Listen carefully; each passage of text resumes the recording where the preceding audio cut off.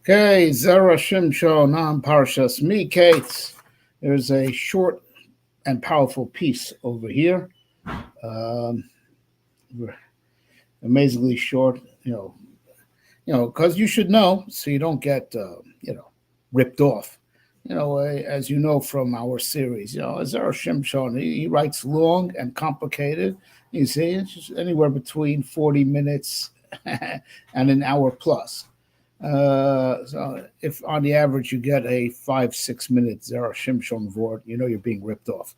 All right, but in this case, I'm telling you at a time that in the seventh piece in Parashas Miketz happens to be uncharacteristically short. Not a question, but I see also from scanning it that it's philosophically dense. Let's see how long it takes. But this, I'm telling you ahead of time, is a short piece. It is the seventh piece in Parshas Miketz. But Pasha Prosto Sheva Shanim Heina Hikshas Arbata Imain in Paras Haros Asova Varav Bishop Bishi Balim Nicha Valam Bacham Mishnei Drum Akal Shano. So now he asked two very straightforward questions. He attributes the question that was not his own. Oh yes, straightforward as the questions may be. They are from the Zera Berech, who lived before him. But there are two very straightforward questions. The dream with the 7 good cows, 7 bad cows. Okay? That is proof of first there being abundance and then hunger, supposedly, right? The question is, why cows? Right? You see, the dream with the wheat stalks, that is a good metaphor for abundance and then your hunger, right? Because you eat the stalks, right? These are the stalks that produce of wheat, right? Or grain that you eat. So big stalks, abundance, plenty to eat. Bad stalks, very little to eat, right? And not good quality, right? But why are the cows, a another symbol for cows? I think that grain makes more sense. As far as a metaphor, why were cows selected to be a metaphor for a lot to eat and then very little to eat? Truth is, as I'm reading this, a guy like me that does Atkins, keto, I don't know. To me, it's the other way around. I think, the cows, that's what you eat, baby, right? The stalks, that's carbs. That's bad for you. Okay, all right. Different times. It's back before we had the revelation of the terror of Dr. Atkins. The emes of the Atkins diet has not been revealed yet. Okay, that's kasha number one. Okay, so why cows are chosen as a metaphor for a lot to eat, very little to eat. Like I said, for us steak eaters, that's not such a kasha. But I think the more straightforward question is, what do you need to dream twice? Now, you get the message from the first dream. Just the dream of the wheat stalks will give you that message. So it's like doubling down on the dream, right? And with cows. Okay.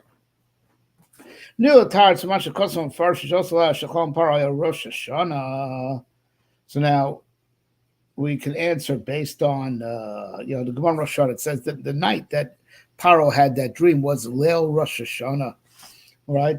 Rosh Hashanah Yotze Yotze be Beis HaSurim, because how do we know that? Because in Gemara, what the Gemara actually says is that Yosef got out of the slammer on Rosh Hashanah. When we count what happened on Rosh Hashanah, so it's an interesting thing the Gemara says. I don't know if he's going to deal with this, but it's like it says that our imahos that were barren all became pregnant on Rosh Hashanah, like the Pekida of Sarah Imenu. That's why I say Hashem Pakad Sarah, right? So the barren matriarchs became pregnant on Rosh Hashanah, and also the other thing is that Yosef got out of the slammer. Interesting juxtaposition of the types of miracles that happened on Rosh Hashanah, types of great events. But he is now concentrating on just the fact that Yosef got out of the slammer on Rosh Hashanah. So why did he get out of the slammer? Because part of these dreams, that means the dreams of power were the night of Rosh Hashanah, because on Rosh Hashanah day, Yosef got out of jail. Rizom mitgabrim b'shofer Roshana yotzim kol zbrakim b'shoverim sorry mal v'umos no fellows v'zel shekos asher alim asar lamala b'yom zeh. Right, hera lefaro ratzoma makos you leparo ad kan lashona. Right, so it seems from the fact that he.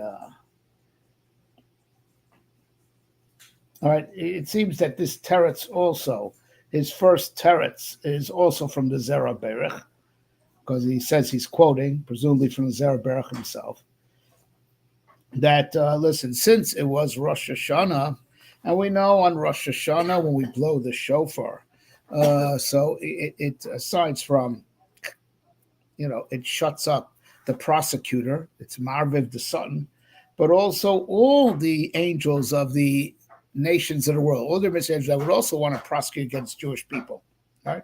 Because they put their countries first, right? So everyone is broken by the kol shofar, right? So Paro, in effect, is having a dream of what's going to happen to his ministering angel in heaven, right? That he is going to, he's going to see how his nation is going to be beaten, because hunger is going to hit Egypt. So the Zera Berech that the Zera Shimshon is calling is saying that what Yosef in effect said to Paro is what Hashem is doing above, he is showing Paro on this day. Now,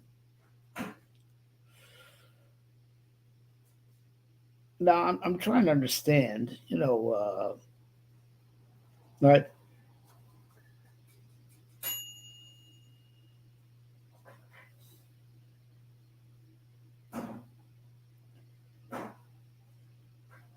Now, I'm not sure how the Zera Berech, he's quoting this from the Zera Berech. Now, I'm not sure how it answers either of the questions. But how this point of information that this happened on Rosh Hashanah, and indeed, on Rosh Hashanah, Hashem, decrees on all the nations of the world. Right, so what Yosef is saying to Paro is, your dreams were, indeed prophetic. Indeed, that you're actually seeing what's going on in heaven right now. Everyone's on trial, and Am Yisrael wins, and our win is, their loss. When Am Yisrael is up, the Umas Olam are down, and you're seeing how, what's happening. So, there's this point of information, and I could see glancing ahead, the Zera Shimshon brings it because he's going to build on this point of information, but he doesn't quote the entire Zera Berech to see how the Zera Berech was going to use this information to answer his two questions: why with cows, right? Why with cows, and why twice, right? Now I can guess something. That right, that we know that the horn of a cow, the horn of a bull, is puzzle for shofar, and we have the power of shofar. Even if they blow shofar, they don't really have shofar. They don't have the power of shofar. They're just making noise, right? As it were, the horn that really belongs to them, to the goyim, is the Karen Shore. Right, that's their horn. That's their horn. Now, the truth is, this is Yochanan Beckhofer talking, right? That this stems very nicely. It's Hanukkah, right? That when the Yevanim, we say that they're called choshech, they're called dark because they darkened our eyes, with their Zera. What was their Zera that they darkened our eyes with? Kisfu al Keren Ashor, right on the horn of an ox. You have nothing to do with God. Their horn is the horn of the ox, and that horn also represents our weak point, that we made the ego, right? So Kisva Karen Ashor, right? We have the power of shofar. And their power is called the horn of the ox. So they want us to engrave on the horn of ox. That's their power. Right? We have no chelik in okay Yisrael. So what I'm guessing, I'm speculating. These Yochanan Beckhoff are speculating what the Zera Berach probably meant, right? At least as a partial answer, as that the paros represent the Keren para that the Goyim blow. That's their horn. We blow the shofar, the horn of the ram. They blow the horn of the ox. That's their. This is our trumpet. Our trumpet is the shofar. Their trumpet is the horn of the ox, and it goes deeper. The kaidua, the ox is din, and the ram represents rachamim. Right? They want to increase the dinim in the world. That's why they're leftists, Russian left, small is din, kayadua, to increase the dinim in the world. Right. So that's their horn. Our horn is the shofar, which is rachamim, right? And that's when they overcome us. They want us to engrave on the horn of an ox that we have nothing to do with God. That's how they get us to submit. That's their power is the horn of the ox. That's their trumpet. Their trumpet is the horn of the ox. Our trumpet is the horn of the shofar. Their trumpet is din. Our trumpet, as we know, is ma'orer rachamim. It awakens mercy. But of course, mercy on the Jewish people is bad for them. Right? That's why Yericho fell when we blow shofar. Shofar is rachmanas, but rachmanas is rachamim on Am Yisrael to elevate them is to knock our enemies down. So I am speculating, this Yochanan Beckhoff are speculating, that what the Zera Berach meant was ultimately the punchline. The shriveled cows win. That means the cows, the Keren Para shrivels. Right? And that's the point. That's what has to do with Rosh Hashanah. Right? Which means, interestingly enough, that on this Rosh Hashanah, 7 years in advance, 7 years in advance, God is decreeing a famine 7 years later. There could be things like that. There's something called the Gzar Din of Shivim Shana. On Rosh Hashanah, God could issue on this day, the judgment on you is that in 7 years you will have a famine. It works. It happens. Definitely happens. There's something called the Gzar Din Shel Shivim Shana. Right? It's not like God can only decree a bad thing only 1 year at a time. And when you stand judge, we stand judge, and the decree on you is that in 7 years you will have a famine. That is decree on you on this Rosh Hashanah. That's what I'm speculating. This is what the Zera Berach is coming from. Right? That was to show that the Keren Para, as opposed to the Keren Shofar, has failed. Right? So it's a special revelation that to teach you.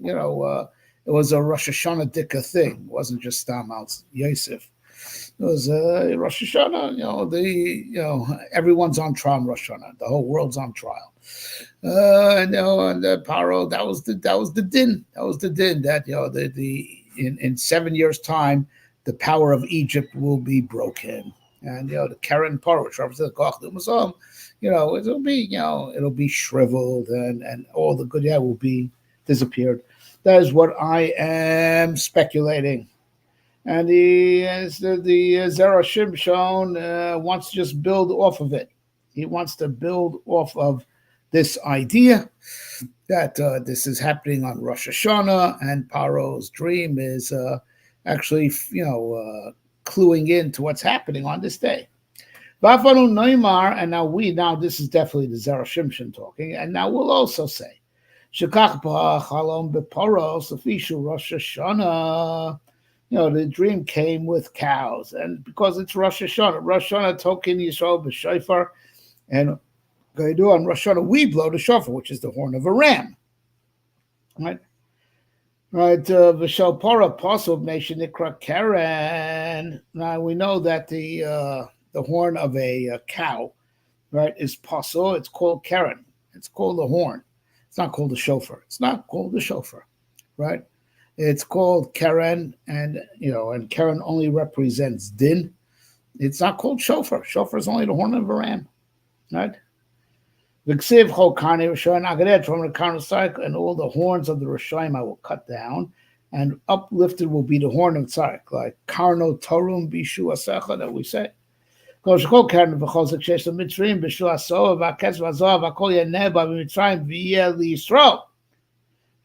that it means that even though there's 7 good cows, which represent 7 good years, right? But we're saying all that Karen, because Paros have a Karen. So you say, well, their Karen is strong. Yeah, their Karen is strong, but then it'll eventually wilt.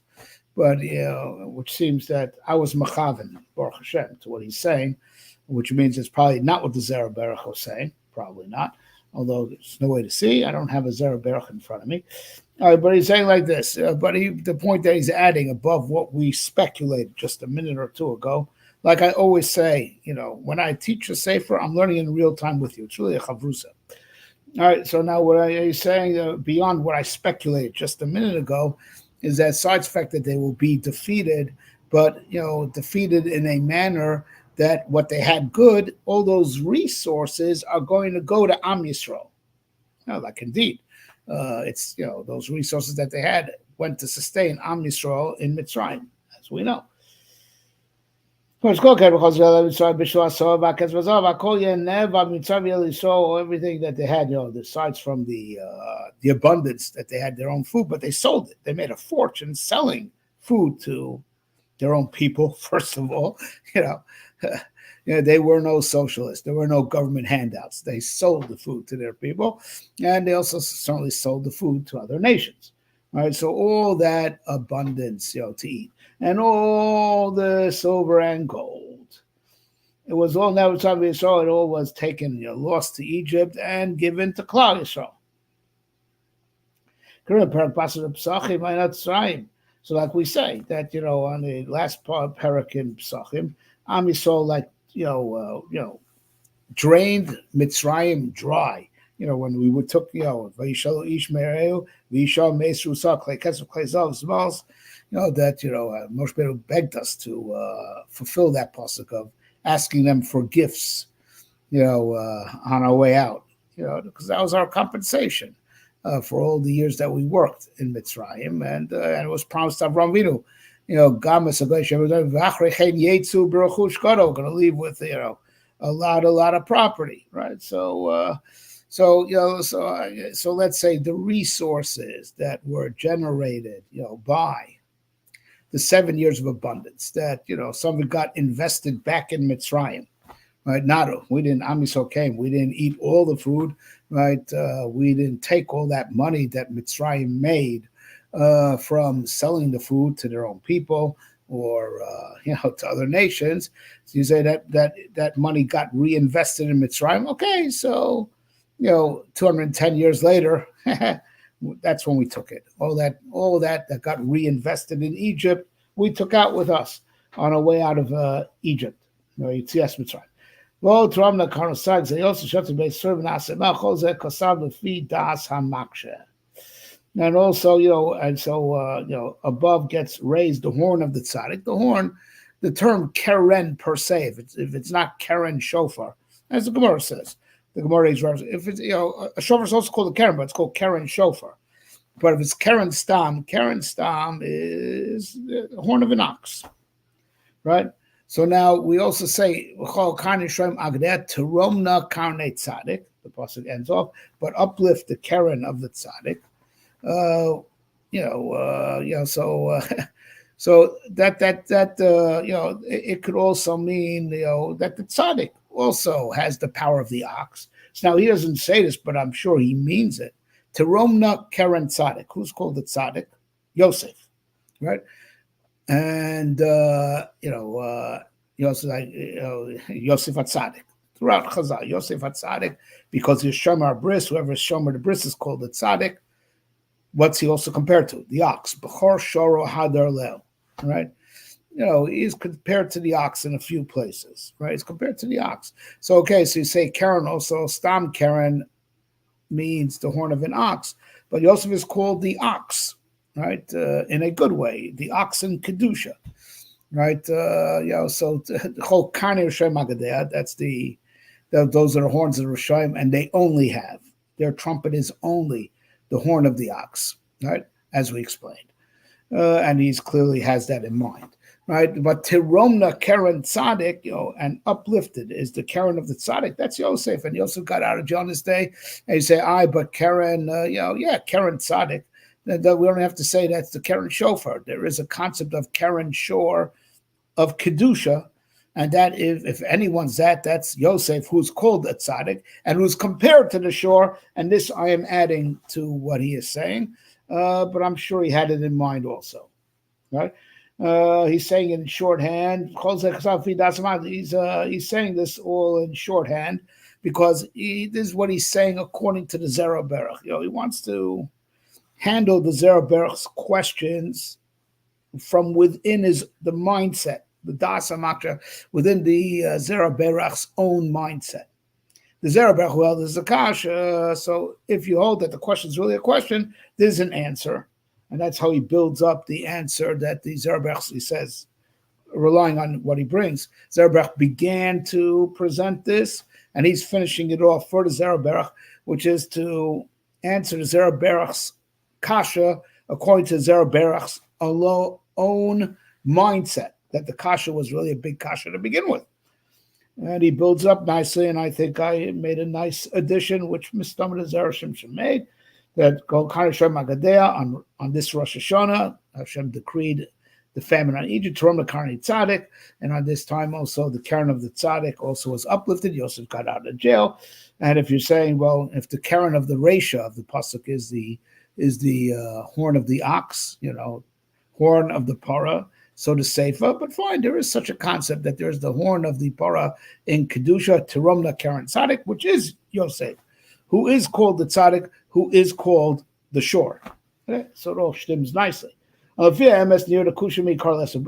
said all this, to answer for the Zera Berach in his own mindset, that the kasha was a big kasha. And so if you go with the ground assumption, the basic assumption that the kasha is a kasha, so this is the way to answer the kasha. But I think kusha mi kara lesa, the kasha doesn't even start.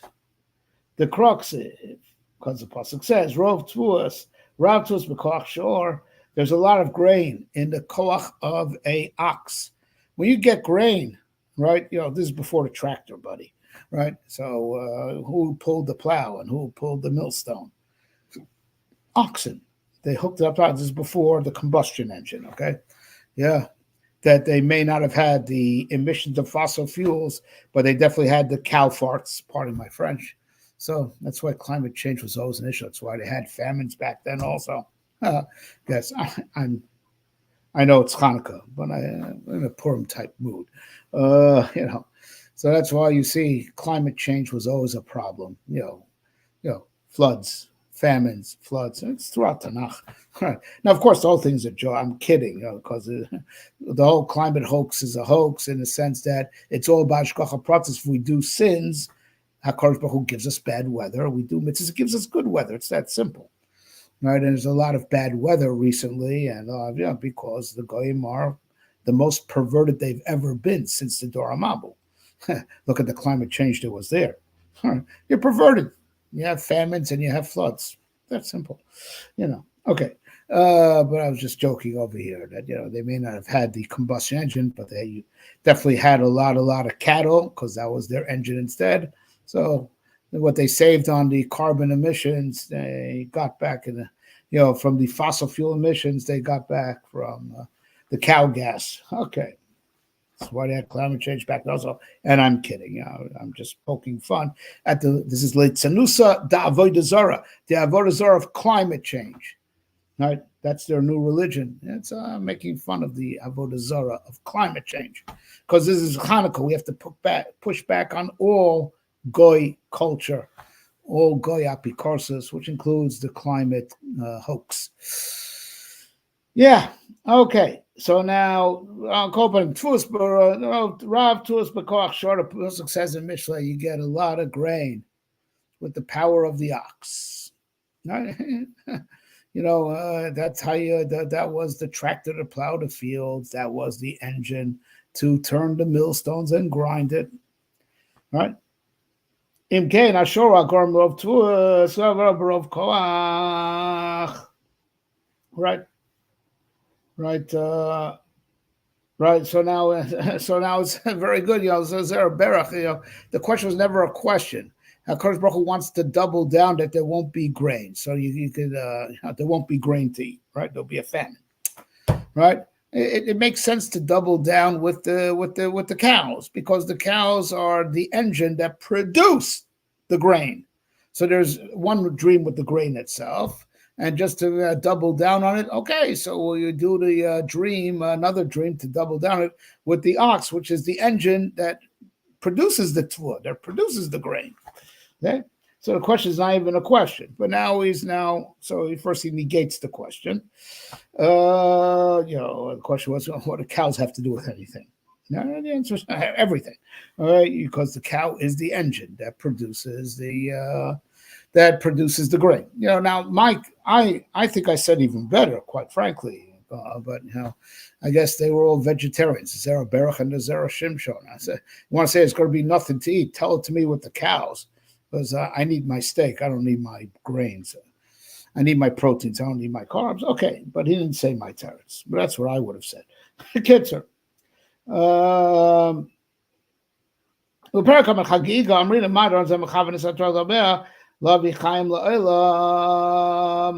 Right. So now he's quoting a Gemara for just what it says, Derech Agav. That the Torah is compared to a darban.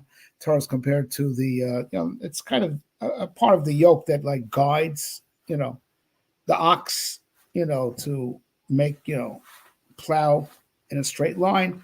So the darban because the pasuk says that divrei kedarbonos. The darban on the ox is what guides it to keep it in line, stay in its lane, to plow straight. And through that, there's Chaim La'olam. So also Divrei Torah. But what he wants is he wants to bring from the Mashal, not from the Nimshal. The Mashal, that the Darban, causes the shore to stay in its lane, and that brings life to the world. Just doubling down, another raya from the Torah, that the ox brings life and brings grain. Therefore, it was very appropriate to double down on the fact that there'll be nothing to eat with a dream about cows, because it brings Chaim Lama. It's amazing. Yeah. He brings that Gemara for the Mashal, not for the Nimshal. That's also Divrei Torah. It's keeps us in line, and that way we bring blessing to ourselves and to the world. Right? Bring Chaim to the world. He wanted the Mashal, that the Darban, just like the Darban on the outs, it keeps it in lane and brings Chaim Lama, because that's what produces good grain when the field is plowed by the ox in a straight line. And you just bring that as another raya, that the oxen give grain, which gives life. Yeah, good. Vinoida, and it is well known. Kiev setvu mishneo fanim. Well, you could, if, for crops, to not do well. There's two ways to have a unsuccessful harvest, a unsuccessful crop, right? Or Shazir Tenif says, right? There's that you got it wrong already by the planting. You planted in a way that the seeds rotted and didn't germinate, right? So you got something wrong with the initial planting, whatever it is, right? Oh, or alternatively, the seeding, the plowing and the seeding all went great. Something happened afterwards. The field got swamped, or the locust came, right? So, losing a crop could happen either because it was done wrong to begin with, or it was done right, but afterwards an event happened that ruined it, right?